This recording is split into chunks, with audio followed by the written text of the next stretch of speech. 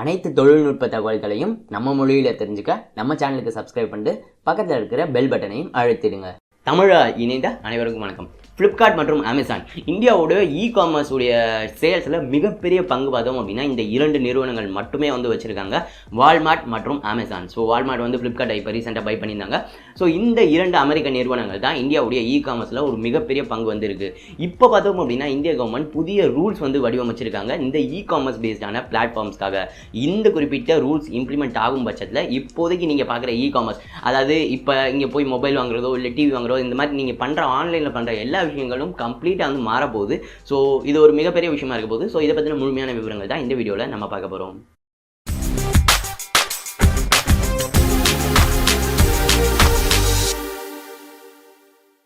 So இந்த video போகிறதுக்கு முன்னாடி நம்ம சொல்லி தெரிய வேண்டும் அப்படிங்கிற விஷயமே கிடையாது. உண்மையிலே என்ன அப்படின்னாக்கா இந்த மாதிரியான மிகப்பெரிய இ-காமர்ஸ் சைட்ஸ் ஒரு மிகப்பெரிய ஒரு ஃபண்டோ இல்லை அப்படின்னா ஒரு இன்வெஸ்ட்மெண்ட்டோட ஆரம்பிக்கிற இந்த நிறுவனங்களால் குறு வியாபாரிகள் ஒரு மிகப்பெரிய நலிவை வந்து சந்திச்சாங்க அப்படிங்கிறது நான் சொல்லி தெரியணும் அப்படிங்கிற விஷயம் இல்லை. ஃபார் எக்ஸாம்பிள் ஏதோ ஒரு இடத்துல ஒரு ஸ்மார்ட் ஃபோனோ இல்லை ஏதோ ஒரு எலக்ட்ரானிக்ஸ் வித்துட்டு இருந்தவங்க இப்போ அந்த மாதிரி விற்க முடியாது, பிகாஸ் எல்லாமே ஆன்லைனாக மாறிட்டு இருக்கு. இந்த மாதிரியான ஸ்மால் பிஸ்னஸஸ் நிறைய புகார் பண்ணதை அடுத்து தான் கவர்மெண்ட் வந்து இந்த குறிப்பிட்ட ஸ்டெப் வந்து எடுத்திருக்காங்க.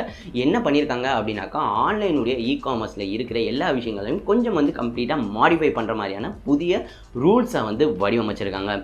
இதில் பார்த்தோம் அப்படின்னா ஃபாரின் டைரக்ட் இன்வெஸ்ட்மெண்ட், அதாவது வெளிநாட்டு நிறுவனங்கள் இந்தியாவில் சேல் பண்ணுறதோ இல்லை அப்படின்னா இ-காமர்ஸ் சைட்ஸ் இந்த மாதிரியான இப்போ வரையும் ஆப்ரேட் பண்ணிட்டு இருந்தால் எல்லாமே மாற்றுறதுக்கான அம்சங்கள் அதில் வந்து இருக்குது. இந்த குறிப்பிட்ட புதிய ரூல்ஸ் பார்த்தோம் அப்படின்னா February 1 2019 இம்ப்ளிமெண்ட் ஆகும் அப்படிங்கிற போல சொல்லியிருக்காங்க. இப்போதைக்கு இது பார்த்தோம் அப்படின்னா ஒரு மிகப்பெரிய மாற்றமாக இருக்கும். பிகாஸ் ஏன் அப்படின்னாக்கா 2022 இந்தியாவுடைய இ-காமர்ஸ் சேல்ஸ் மட்டும் $100 மில்லியன் வந்து தாண்ட போகுது அப்படிங்கிற போல கருத்து கணிப்புகள்லாம் வந்து தெரிவிக்குது. ஸோ இப்போ புதிய ரூல்ஸ் என்ன அப்படிங்கிறத பார்க்கலாம். ஒரே வார்த்தையில் சொல்லணும் அப்படின்னா டிஸ்கவுண்ட் இல்லை அப்படின்னா எக்ஸ்க்ளூசிவ் சேல்ஸ் இந்த மாதிரியான எதுவுமே வந்து இனிமேல் ஆன்லைன் பிளாட்ஃபார்ம்ஸில் வந்து இருக்காது. ஸோ இது எவ்வளோ பெரிய விஷயம். ஸோ இதற்காக இவங்க கொண்டு வந்திருக்கிறது என்ன அப்படின்னு சொல்லி பார்த்தோம் அப்படின்னாக்கா முதல்ல நம்ம வந்து எக்ஸ்க்ளூசிவ் சேல்ஸை வந்து நம்ம வந்து எடுத்துக்கலாம். இனிமேல் எந்த ஒரு பிளாட்ஃபார்முக்காகவும் எந்த ஒரு குறிப்பிட்ட ப்ராடக்ட்டும் எக்ஸ்க்ளூசிவாக இருக்கவே கூடாது அப்படிங்கிற போல சொல்லியிருக்காங்க. உதாரணத்துக்கு ஷாமி ஒரு சில குறிப்பிட்ட ஃபோன்ஸை Flipkart எக்ஸ்க்ளூசிவாக விற்பாங்க. ஃபார் எக்ஸாம்பிள் போக்கோ பார்த்தோம் அப்படின்னா Flipkart எக்ஸ்க்ளூசிவ், Flipkartை தவிர அமேசான்லேயோ வேறு இ-காமர்ஸ் சைட்லையோ வாங்க முடியாது உங்களால். ஸோ அந்த மாதிரி இனிமேல் இருக்கவே கூடாது அப்படிங்கிற போல சொல்லியிருக்காங்க. இது பார்த்தோம் அப்படின்னா ஷாமிக்கு மட்டும் கிடையாது, இருக்கிற எல்லா நிறுவனங்களும் விற்கிற எல்லா பொருட்களுக்கும் இது வந்து பொருந்தும். இனிமேல் ஏதோ ஒரு பொருள் அமேசான் எக்ஸ்க்ளூசிவ், இது வந்து Flipkart எக்ஸ்க்ளூசிவ் அப்படின்னு சொல்லவே முடியாது.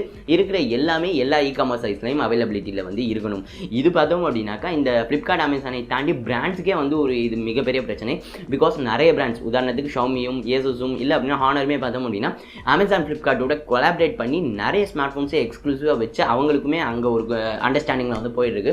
அதுவுமே வந்து இந்த புதிய ரூல்ஸை அடிப்படையாக கொண்டு வரப்போ மாற்றங்கள் வந்து வரும்.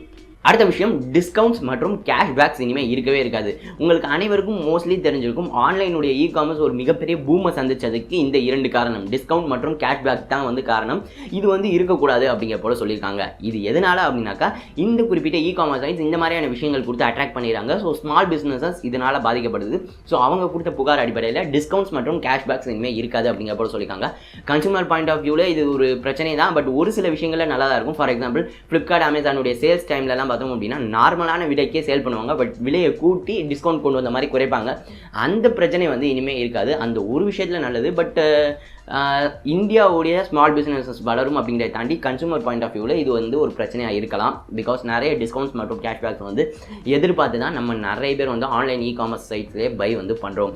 அடுத்த விஷயம் பார்த்தோம் அப்படின்னாக்கா எப்படி ஒரு குறிப்பிட்ட பிராண்டுடைய ஒரு பொருள் ஒரு குறிப்பிட்ட இ-காமர்ஸ் சைட்டில் எக்ஸ்க்ளூசிவாக இருக்கக்கூடாதோ அதே மாதிரி எல்லா இ-காமர்ஸ் சைட்லையும் விற்கிற 25% அதிகமான பொருட்கள் ஒரே வெண்டர்கிட்டருந்து இருக்கவே கூடாது அப்படிங்கிற போல சொல்லியிருக்காங்க.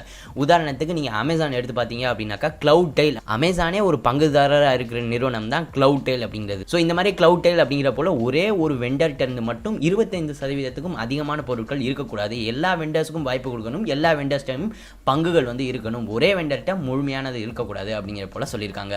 ஸோ ஓவராலாக இதுதான் கேஷ்பேக்ஸ் மற்றும் டிஸ்கவுண்ட்ஸ் வந்து இருக்கக்கூடாது.